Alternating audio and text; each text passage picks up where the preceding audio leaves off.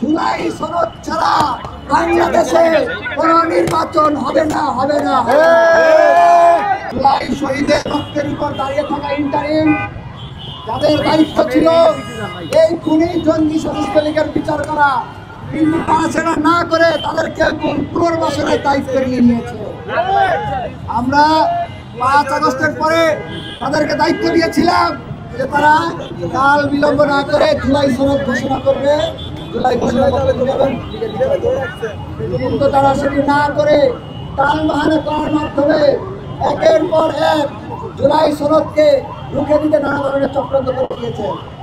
সর্বশেষ আমাদের আন্দোলনের পরে এক পর্যায়ে যখন তারা জুলাই সনদকে বাধ্য হইল, তখন আমরা দেখতে পাচ্ছি যে একটি রাজনৈতিক দল এবং কিছু কিছু ব্যক্তি যারা জুলাই সনদের বাধ্য হইতে না হইতে পারে, সে এবার তারা বিভিন্ন ধরনের চক্রান্ত চালিয়ে যাচ্ছে।